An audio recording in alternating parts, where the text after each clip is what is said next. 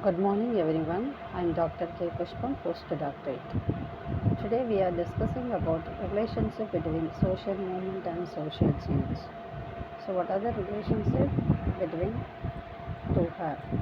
The relationship between social movement and social change operates in two directions. Not only do social movements bring changes, but also change sometimes gives birth to social movement. To avoid repetition, this section will deal mainly with elaborating the proposition as to how social change causes of movement. The relation between social movement and social change should be based on a framework that accounts for the interlocking between the existing social structure, its historical rootedness, and the vision of a future of society that its members share.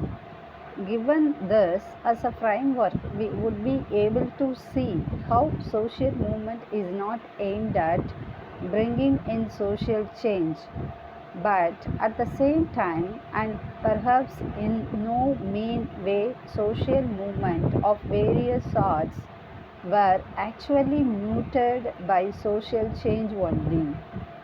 Smelser has shown how an enormous number of social movements were spawned by the rise of industrial capitalism. The trade union movement, the consumer movement, the movements to ban child labor and provide to workers compensation all were actually spurred by industrialization. And many of the movements that swirl around us today, such as the environmental protection movement in its various forms, are products of worldwide industrializations. Smelser was actually hinting at those dynamics of the contemporary world to which several other scholars have paid special attention to and begun to explore a new field of movement studies known as new social movements. Drawing their attention to the supposedly new social eventualities rested on post-material claims like a new social movement for peace, transgender, gay identity, human rights, environmental protection, anti nuclear power of late capitalist societies. The new social movement scholars attempted to argue that worker owner conflict of Marxist variety seems to have weakened in the contemporary world. The new social movements are not supported by economic classes alone, but by groups not necessarily the enriched earth category, seeking new social cultural goals with an element of protest. They cry out against the large bureaucratic state apparatus of post-industrial society which try to regulate, manipulate and ultimately oppress the people. Then Alan Turing, in many of his writings, talked about the new social movements as potential bearers of new social interest, while philosophers like Habermas has contemplated about the potential civilization role of the new social movements. It is largely agreed that new social movements help articulate new ways of thinking and feeling about the world. Animal protectionism, for example, developed widespread sympathy for non-human species into explicit ideology of outrage. Overall, the new social movement have raised a very pertinent issue that the objectives or the goals of the movement are numerous, or more accurate to say there are as many goals as many would be the number of contending parties.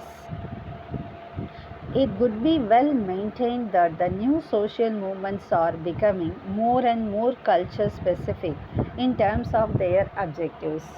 New social movements hardly have the potentiality to bring in any fundamental structural change in the existing social order. Even some of them fail to leave any significant impact at the societal level as because their goals are both short-lived and easily met with or else they were repressed by the authority without much ado. In Indian situation also we find several such occasions wherein social change instigated movements. Independent India is characterized by rapid urbanization and industrialization, planned economic development, passing of a series of social legislation undermining several traditional values and extending protection to weaker sections, commitment to socialism, secularism and democracy, political pluralism as is reflected in a multi-party parliamentary democracy. Each of these elements again influences the origin, the nature and types and the spread of social movements. TK Oman is of the view that movements based on regional disparity, movements for linguistic states, language movements, and even the movement of the attainment of protective discrimination measures are all fuel led by state initiated policies and programs of the change. So the social change often breeds social movement and movements in turn bring forth additional changes in the society that may resist the original movement. This phenomenon leads towards what is called as counter movement. For nearly every social movement there is a counter movement. The purpose of this counter movement is to resist the efforts of the original movement. Counter movement arise to protect the status quo.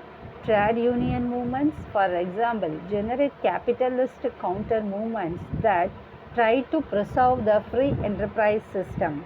At any given time, a society is a complex system of movements and counter movements pulling it in different directions.